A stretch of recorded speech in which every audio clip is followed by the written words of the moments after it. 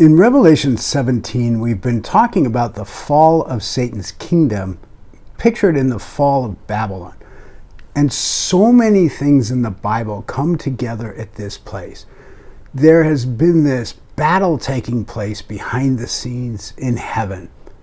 And I've said from the very beginning, if you miss that battle, you really miss what's happening on planet Earth. But there's so many things that come together here, things that have been in the Old Testament, in the New Testament. I likened it to many wires coming together into a fuse box, and we color-coded them to make sure that we're connecting them to the right places. Now, the irony of ironies is that as we begin to identify the players, this prostitute, this woman who rides a beast, has led the kings of the earth astray into idolatry. She obviously hates God. She hates everything that has to do with God. She's a counterfeit religious system. And she's riding this beast, which is this false kingdom. In fact, it's the kingdom behind the kingdoms of the earth. We saw that it is like the seven kingdoms of the earth. And we saw the seven kingdoms were Egypt, Assyria, Babylon, Medo-Persia, Greece, Rome, and then the new Roman Empire. But the eighth is of the seven, like the seven, but different. It's a kingdom behind. It's the one that's sort of pulling the strings from behind the veil throughout all of history. It's a demonic kingdom. And this woman who hates God is riding this kingdom throughout all of history behind the veil. Or in other words, there's been demonic tinkering throughout all of human history in these kingdoms of earth. Now, the irony of irony is that all of these kingdoms and Satan's man on the spot, the Antichrist, actually hate the prostitute. Now, you would think my enemy's enemy is my best friend, but that's not the case. So who is this prostitute that the devil himself hates her? Go to Revelation chapter 17, and we're going to pick it up in verse 15.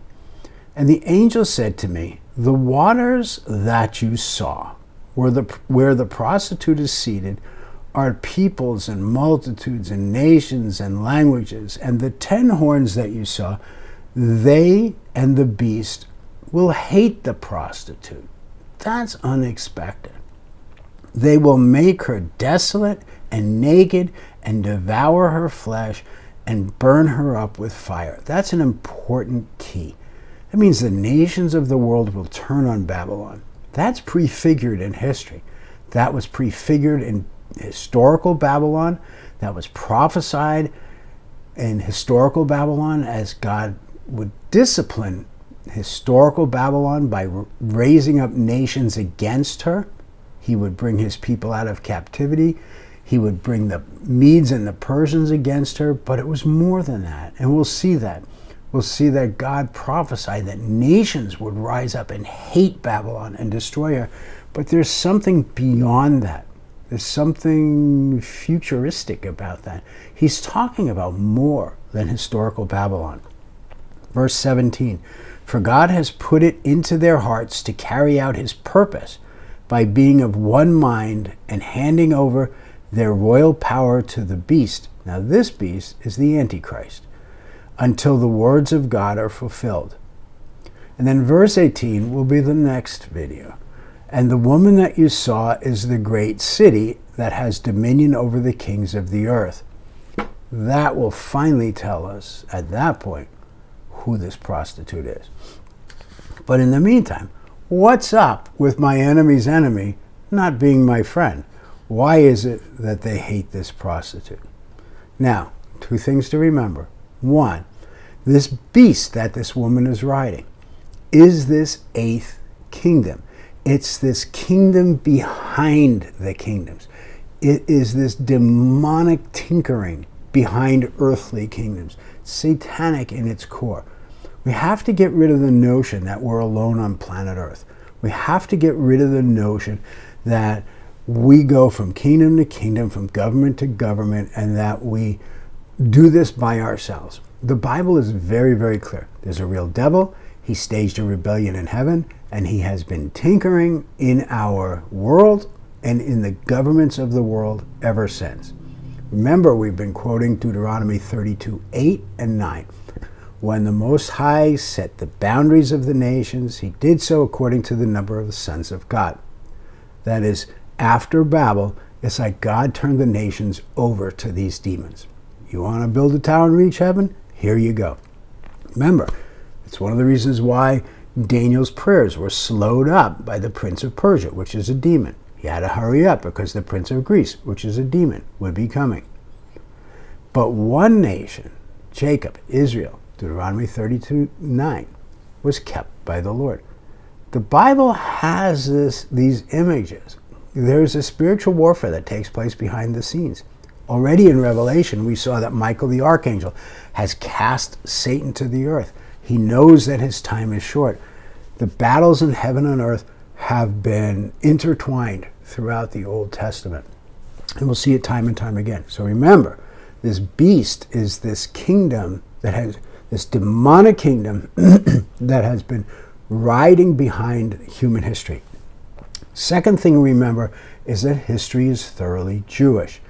I've said that time and time again.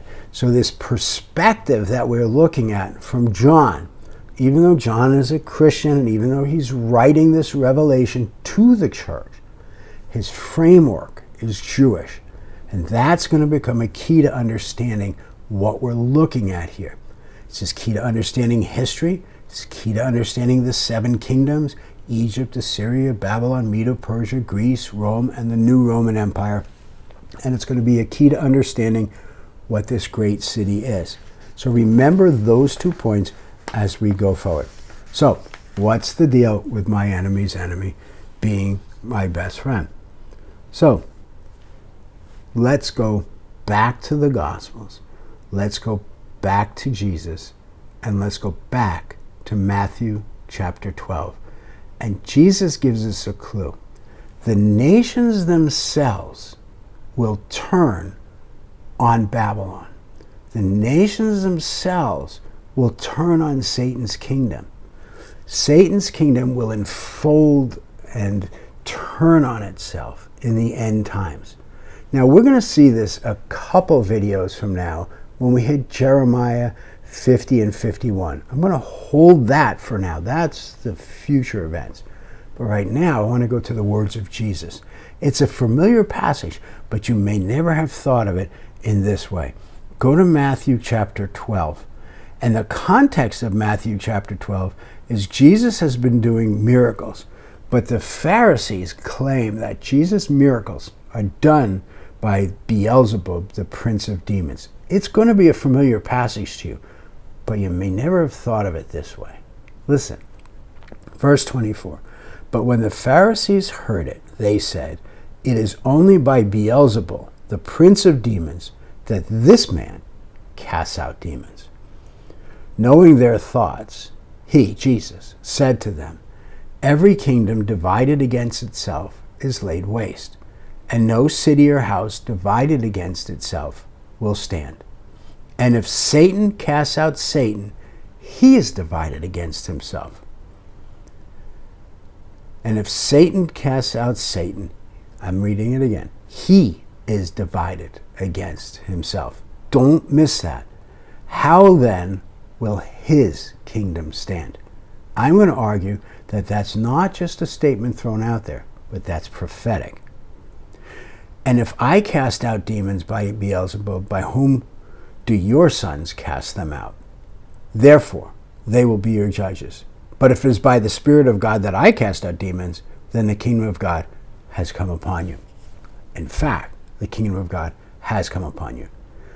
This passage is usually taught in that Jesus is just sort of scolding them, like they should recognize that he's not demon possessed.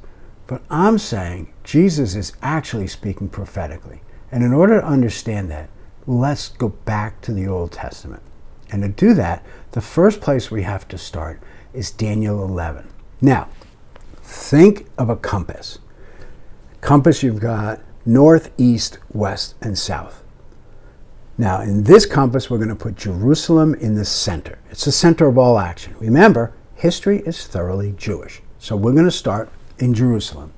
And in Daniel chapter 11, what we find in verse 41 is the Antichrist who starts the tribulation by signing the covenant of peace with Israel. That's Daniel chapter 9, verse 27. When he signs that covenant of peace, Daniel's 70th week or the Great Tribulation starts. But in Daniel chapter 11, verse 41, he moves into the Middle East and sets his headquarters up right outside of Jerusalem. Listen, he shall come into the glorious land. That's Israel. Tens of thousands shall fall, but these shall be delivered out of his hand, Edom and Moab and the main part of the Ammonites. He shall stretch out his hand against the countries, and the land of Egypt shall not escape. He shall become ruler of the treasures of gold and silver, and all the precious things of Egypt, and the Libyans and the Cushites shall follow in his train. He's moving in. But news from the east and the north shall alarm him, so he's going to be checked.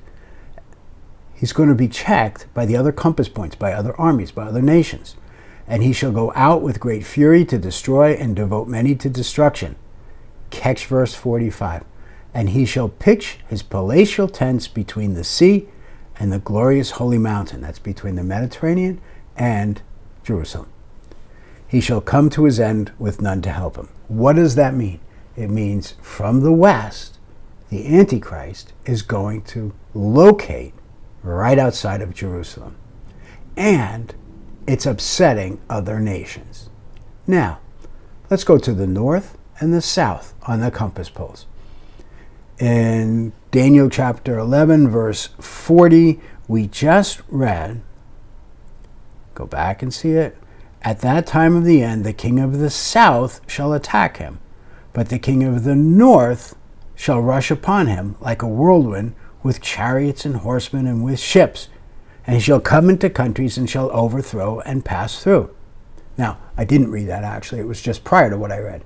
Let me see it again. At that time of the end, the king of the south shall attack him, but the king of the north shall rush upon him. That's also predicted in Ezekiel 38 and 39. I'm not going to read both those chapters, or we'll be here till Christmas next year.